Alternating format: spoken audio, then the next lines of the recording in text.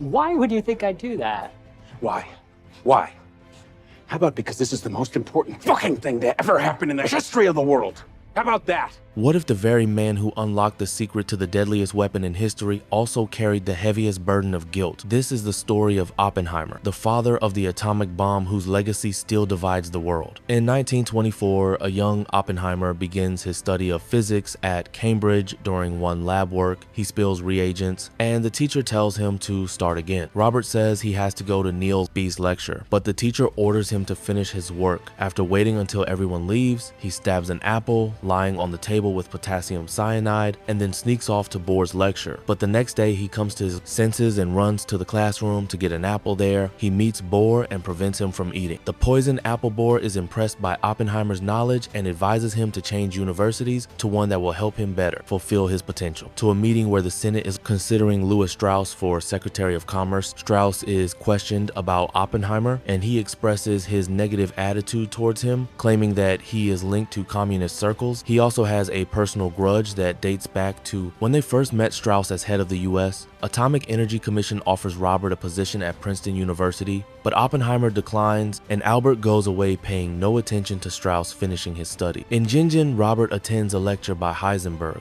The latter praises Robert's scientific work and offers to do research together, but Oppenheimer refuses, saying that he plans to return to the United States. Robert starts teaching at Berkeley. He starts his lectures with only one student, but soon, thanks to word of mouth, their number begins to grow rapidly at the hearing. Strauss informs that the FBI started collecting a dossier on Oppenheimer as soon as he returned to the US. Robert attends a meeting of the Communist Party USA where he meets Håkan Chayler and Jean Tetlock. He has an affair with Jean, but their relationship does not go too smoothly because of the constant mood swings of the girl. The problems in the communist relationship are exacerbated by news from the world of science. The Germans have managed to split the uranium atom. The scientist reflects on all this and realizes that if they really succeed, the released neutrons can start a chain reaction that can be used in a bomb. Shortly after this article comes out, the next one follows. Hitler invades Poland starting World War II. During a regular Communist Party meeting, Robert meets Catherine Pun and they become romantically involved. Catherine leaves her husband and marries Robert, but Robert, despite his marriage, did not stop hanging out with Jean at the hearing of his case. Oppenheimer admits that the neutrality of the communists at the beginning of the war greatly undermined his trust in them. He says all this, meets General Leslie Groves, who invites him to become the director of the Manhattan Project to build an atomic bomb.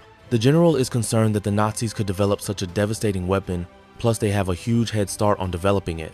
Robert says the US has only one chance to get ahead of Hitler. Anti-Semitism will prevent him from allowing Jewish scientists such as Heisenberg to develop the bomb. Robert argues that scientists from other countries who fled to the US from Hitler's repression should be involved in their development. General Groves does not like the idea, but Oppenheimer convinces him nonetheless that this is the only hope of winning the nuclear race for the needs of the Manhattan Project. A separate city is being built in Los Alamos for scientists and their families at the same time. Oppenheimer and Groves travel around the country, gathering the best scientists to build the atomic bomb. Some of the scientists don't like the idea of using their knowledge to create weapons of mass destruction. Sometime later at their first meeting, a serious problem with the calculations comes up. Robert tells the scientists to do the calculations again, and he himself goes to consult Einstein. There are fears that the uncontrolled decay of uranium could start a chain reaction that would not stop and would destroy the entire world. Robert asks Einstein to double check the calculations, but he says it is Robert's work,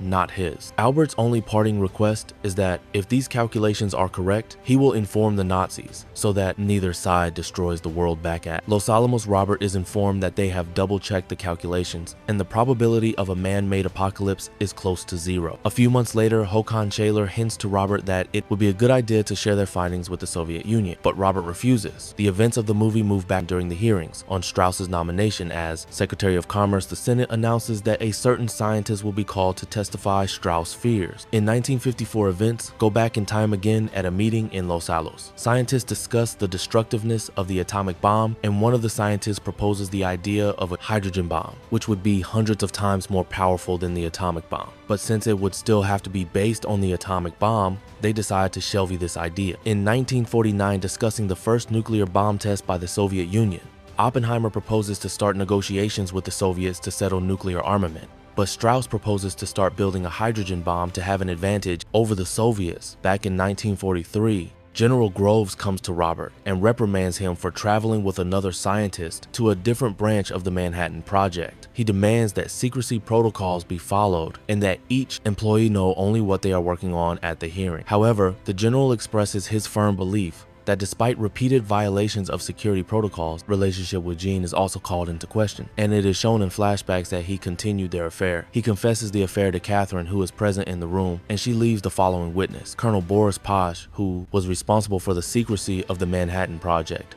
Is called in for questioning. The colonel reports that one day Oppenheimer tried to hint about a certain Soviet network of spies who offered to pass information to him through an intermediary. Boris wanted to know the name of this intermediary, but Robert refused, not wanting to cause trouble for Chevalier. However, a few months later, he did give a name at Christmas. Bohr arrives at Los Alamos, stranded in Europe due to the Nazi occupation. He gives the scientist some advice and warns Oppenheimer that he is giving humanity a weapon that could destroy them themselves. At the same time, Robert is informed of Jean Tetlock's death. She had taken pills and drowned herself in the bathtub. Quarrels begin in the team of scientists as one of the scientists still continues to work on the hydrogen bomb and does not fulfill his duty. The Atomic Energy Commission discusses the feasibility of a hydrogen bomb. Oppenheimer again suggests creating a commission to internationally regulate nuclear weapons rather than increasing their numbers. He says that if we build such a bomb, the Soviets will have no choice but to build their own. At the same meeting, Robert meets William Borden, who sometime later will write a detailed report to the FBI that Oppenheimer sabotaged the creation of the hydrogen bomb in what he was assisted by Robert's personal file, discuss Hitler's death and Germany's imminent surrender. Some scientists question whether the bomb should be used anywhere other than a test site. Oppenheimer addresses the participant, justifying the use of nuclear weapons against Japan since the alternative to the bomb is a naval landing, which would probably take more lives. Oppenheimer's team prepares for the first test detonation of the atomic bomb, called Trinity. On the day before the explosion, Robert goes up to the bomb himself to realize the magnitude of what is to come. The test is scheduled for the early morning of the 16th of July.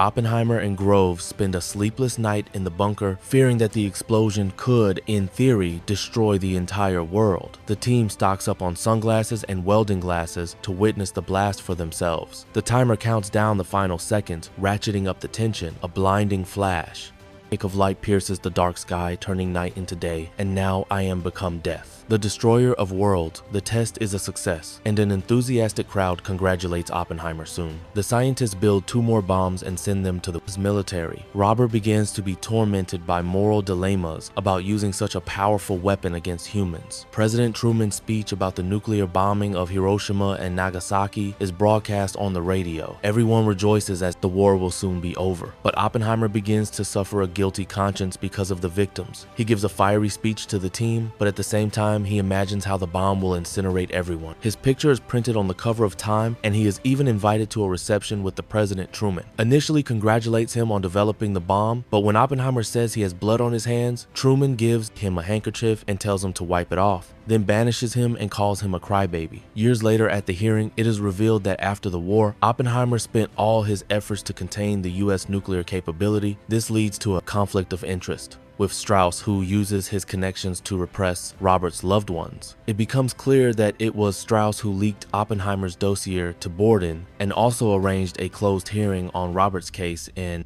an attempt to destroy his reputation. Robert is asked when his views on developing nuclear weapons changed, and he replies that it happened when he realized that US would use any weapon they had at the end of the hearing. The commission recognizes Robert Oppenheimer as loyal to the United States, but he is stripped of his security clearance and loses his political influence when former technician David Hill testifies against Strauss on behalf of the majority of scientists. Because of his actions against Oppenheimer, the scientist reports that Strauss did. So, not out of concern for the safety of the country, but because of personal grievances, hearing when Oppenheimer called Strauss's ideas little more useful than a sandwich. Strauss has denied a ministerial nomination, and among those rejected is a young Senator John F. Kennedy. To that fateful conversation with Einstein by the lake, Albert tells Robert that one day, when they have punished you enough, they will invite you to the White House and give you an award, but it won't be for you, it will be for them. Oppenheimer's story is not just about science or war, it's a powerful reminder of the human cost behind the weapons we create. As we look to the future, his legacy challenges us to ask, can humanity control the forces it unleashes, or will history repeat itself?